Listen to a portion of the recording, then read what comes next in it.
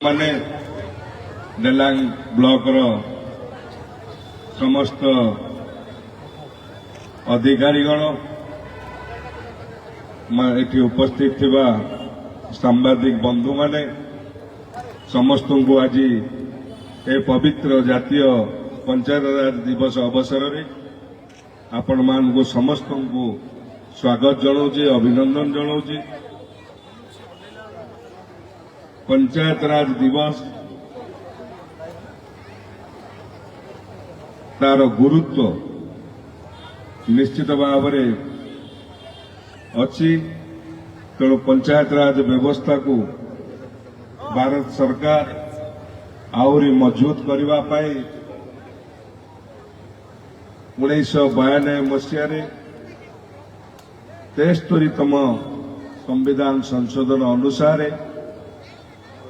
April 24 तारीख को जातीय पंचायत राज दिवस भाव में सारा भारत वर्ष में पालन करा तेणु आज हूँ से पंचायत राज दिवस। पंचायत राज व्यवस्था एथिपाई पंचायत राज व्यवस्था रही जे पंचायत राज व्यवस्था हूँ लोकों शासन। पंचायत राज व्यवस्था रे लोक मानकर शासन आसे। पंचायत रे जे कौनसी कार्य हो से कथा को त्वरान्वित करने पाई त्रिस्तरीय पंचायत राज व्यवस्था करा दे। त्रिस्तरीय पंचायत राज व्यवस्था आपण पंचायत रे सरपंच ब्लॉक स्तर रे पंचायत समिति द्वारा पंचायत समिति अध्यक्ष से भाव में जिला परिषद एवं जिला परिषद अध्यक्ष यही भाव में पंचायत राज व्यवस्था को तीन भाग में 3 लेयर व्यवस्थित करा जाए। कारण पंचायत राज व्यवस्था गोटे हूँ लोकों शासन व्यवस्था। पंचायत राज व्यवस्था रे लोक मानकर जो आवश्यकता था ग्रामांचल रे जो कथा आवश्यकता रही विकास पाई ग्रामांचल रे रहउतबा वार्ड स्तर रे रहउतबा लोक मानकर जो आवश्यकता रही सेति पाई पंचायत राज व्यवस्था रे वार्ड सभ्य मान को आपण माने निर्वाचित करंती। वार्ड सभ्य माने आपण मानकर वार्ड रो विभिन्न कथा वार्ड जनसाधारण जहाँ आवश्यकता एवं सरकार जो नीति योजना जहाँ सब आसिला ताको किभली वार्ड स्तर रे ग्राउंड जीरो रे लोकों पाखरे ठीक भाव में पहुंची पारिबो ग्रामर विकास हो पारिबो सेथिपई त्रिस्तरीय व्यवस्था रे पंचायत ग्राम पंचायत रखा जाए एवं पंचायत समिति से भाव में पंचायत को नहीं किसी पंचायत को नहीं पंचायत समिति व्यवस्था रखा जाए। पंचायत समिति विभिन्न पंचायत कार्यक्रम को किभली भाव में लोकंकर सरकार लोकों प्रस्ताव को सरकार पाखु नवा सरकार जहाँ अनुदान रही गरीब कल्याण योजना आरंभ करी विकास नहीं जहाँ जहाँ योजना रही किभली भाव में तल स्तर नहीं पहुंचेबा या पंचायत समिति व्यवस्था माध्यम कार्यकारी करा जिला परिषद से भाव में जिला स्तरीय ग्रामांचल जो कथा को आमे माने ग्राम पंचायत रु ब्लॉक रु जिला परिषद को से कथा को नहीं उपस्थापित करा जाए एवं जिला परिषद जहाँ को अप्रूवाल करा जाए ताकू तल स्तर रे लोकंकर आवश्यकता अनुसार कार्य करा जाए। तेणु ग्राम पंचायत पंचायत राज व्यवस्था ये हूँ ग्रामांचल लोक मान लोक शासन पे ये व्यवस्था मु एक कथा आपण मान आगे रखुची कारण मु भी ए त्रिस्तरीय व्यवस्था रे ग्राम पंचायत रु सरपंच निर्वाचित होई मो ग्राम पंचायत रे सरपंच कार्यधारा पंचायत समिति अध्यक्ष हिसाब से तार कार्यधारा एवं जिला परिषद सभ्य भाव में निर्वाचित जिला परिषद जहाँ कार्यधारा ये त्रिस्तरीय व्यवस्था को मुझे देखी ତେଣୁ ମୁଁ ଆଜି ଆପଣମାନଙ୍କ କଥା ରଖିବାକୁ ଚାହୁଁଛି ଯେ ଯଦି ଆମେ ବିକାଶ କରିବାକୁ ଚାହେଁ, ଯଦି ଆମ ଅଞ୍ଚଳର ବିକାଶ ଆଗକୁ ଯିବା ପାଇଁ ଆପଣମାନେ ଚାହୁଁଛନ୍ତି, ତାହେଲେ ଆମେ ତ୍ରିସ୍ତରୀୟ ବ୍ୟବସ୍ଥାକୁ ମଜବୁତ କରିବାକୁ ପଡ଼ିବ। ତ୍ରିସ୍ତରୀୟ ବ୍ୟବସ୍ଥା ମଜବୁତ ହେଲେ ବିକାଶ ନିଶ୍ଚିତ ଭାବରେ ଆଗକୁ ଯିବ। କାହିଁକିନା ଗ୍ରାମାଞ୍ଚଳର ଆବଶ୍ୟକତାକୁ ଆମେ ତାକୁ ପଞ୍ଚାୟତ ରଖି ପଞ୍ଚାୟତ ସମିତିରୁ ଜିଲ୍ଲା ସ୍ତର ପର୍ଯ୍ୟନ୍ତ ସେ କାର୍ଯ୍ୟକୁ ରୂପାୟନ କଲେ ଗ୍ରାମାଞ୍ଚଳରେ ଆବଶ୍ୟକ କରୁଥିବା ଲୋକମାନଙ୍କର ବିକାଶ ହେଇପାରିବ। ଗାଁର ଲୋକମାନେ ଯେ ଆବଶ୍ୟକତା କରୁଛନ୍ତି ସେ କାର୍ଯ୍ୟଟି ପୂରଣ ହେଇପାରିବ। ତେଣୁ ସେଥିପାଇଁ ସରକାର ବିଧି ବ୍ୟବସ୍ଥାରେ ଗ୍ରାମାଞ୍ଚଳକୁ ଗୁରୁତ୍ୱ ଦିଆଯାଉଛି ଏବଂ ପଞ୍ଚାୟତ ରାଜ ବ୍ୟବସ୍ଥାକୁ ଗୁରୁତ୍ୱ ଦିଆଯାଉଛି।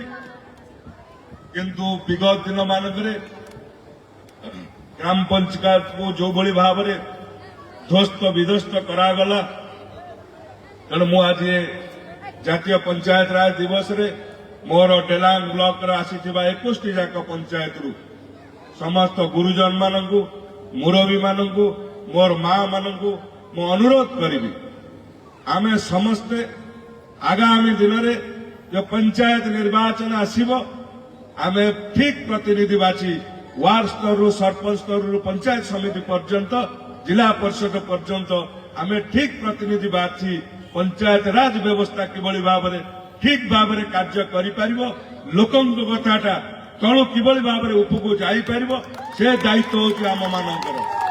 तेणु आमे माने यदि ठीक भाबरे ताकु रूपायन करिबा ताले आम कार्य निश्चित भाबरे ग्रामांचलर कथाटा सरकार पाखे निश्चित भाव में पहुंचो। तेणु आपण मानकर आज पंचायत राज व्यवस्था विधि व्यवस्था आज मान्यवर मुख्यमंत्री महोदय अभिभाषण आम मैंने शुणा, मान्यवर प्रधानमंत्री नरेंद्र मोदी अभिभाषण आम शुणा, आम शुणी कार्य लगेगा। आम समस्त दायित्व किभली भाव में विकास मुझे कथा रखा चाहे। आम सरकार जो कथा नरेंद्र मोदी कहते जे प्रत्येक परिवार उपर गोटे मुंड उपर छात घर दिया निश्चित भाव में वीडियो महाशय अच्छा आम डेलांग ब्लॉक पाखापाखि 10,000 ऊर्ध्व प्रधानमंत्री आवास योग्य हिताधिकारी इनक्वारी कर रखाई।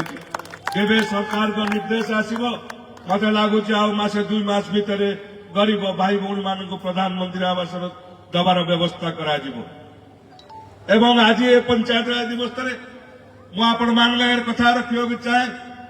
कारण जो आम विभिन्न ग्रामांचल को जाऊँ मोर वयस्क माँ बापा माने भत्ता पे आवेदन करी 2 थर 3 थर आवेदन करी 5 वर्ष 8 वर्ष आम आवेदन करी अपेक्षा कर रही भत्ता पाइबा पई। धन्यवाद देवी माननीय मुख्यमंत्री मोहन चरण माझी महोदय को ए विधानसभा बजेट रे सारा ओडिशा रे आवेदन करी अपेक्षित थिबा भत्ता योग्य हिताधिकारी मोर बुढ़ी माँ बापा माने 6 लाख भत्ता ए वर्ष बजेट रे प्रावधान रखाई कार्यकारी आरंभ करू जिते भत्ता आवेदनकारी अच्छा से बहुत जल्दी भत्ता पाइबे 60 वर्ष ऊर्ध्व थिबा। एवं ता सहित आउ गोटे जुगान्तकारी पदक्षेप माननीय मुख्यमंत्री नहीं जे भत्ता आवेदन करी आपण मान जो अपेक्षा करने को पड़ूला आउ से अपेक्षा करने पड़ो नहीं। जो हिताधिकारी 60 वर्ष पूरण हम योग्य हिताधिकारी से आवेदन कले ता परदिन तार भत्ता सांसन हम गोटे जुगान्तकारी पदक्षेप मान्यवर लोक मुख्यमंत्री मोहन चरण माझी महोदय। तेणु आम सरकार आसला आमर पारु पर्यंत चेष्टा चली किभली भाव में अंचल विकास हम ओडिशार विकास सहित मो डेलांग पिपिल विकास हम।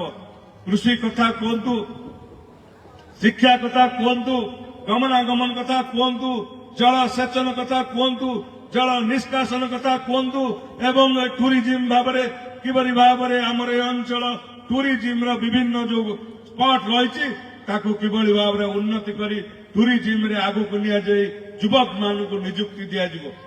किभली भाव में आमर पाखापाखि थिबा जटणी एरिया रे इंडस्ट्रियल हब करी युवक मान को रोजगार दिया जिवो। विभिन्न कथा को सरकार योजना करिसंती आबे भी मध्य आपण मान आशीर्वाद रे दिन राति अहर उद्यम जारी रखिछु। কিভাবে ভাବରେ ମୋର ଡେଲାଙ୍ଗ ପିପିଲର ଜନସାଧାରଣ ଭଲରେ ରହିବେ, ଶେଷ ଧାଡ଼ିରେ ରହିଥିବା ଗରିବ ଲୋକଟି କିଭଳି ଭାବରେ ମୁଖ୍ୟ ସ୍ରୋତକୁ ଆସି ସମାଜରେ ଆଗକୁ ଯିବ, ସେ ଦାୟିତ୍ୱ ଆମ ସମସ୍ତଙ୍କର।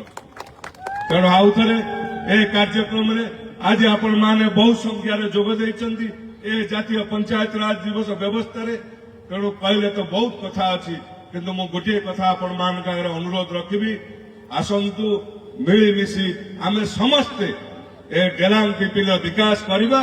ମାନ୍ୟବର ମୁଖ୍ୟମନ୍ତ୍ରୀଙ୍କର ଯୋଉ ଆହ୍ୱାନ ରହିଛି 2036 ମସିହାରେ ବିକଶିତ ଓଡ଼ିଶା ଗଠନ ହେବ, ତେଣୁ ଡେଲାଙ୍ଗ ପିପିଲି ନିର୍ବାଚନ ମଣ୍ଡଳୀ ସେଥିରୁ ବାଦ ନ ପଡୁ, ଆମ ସମସ୍ତଙ୍କର ପ୍ରୟାସରେ ଏକ ବିକଶିତ ନିର୍ବାଚନ ମଣ୍ଡଳୀ ହେବ, ଏ ଆହ୍ୱାନ ଆପଣମାନଙ୍କୁ ଦେଇ ଏବଂ ଏକ ସୁନ୍ଦର ପଞ୍ଚାୟତ ଆଗକୁ ଗଢ଼ିବା ପାଇଁ ସମସ୍ତଙ୍କର ସହଯୋଗ କାମନା କରି ମୋର ବାଣୀକି ବିରାମ ଦଉଛି।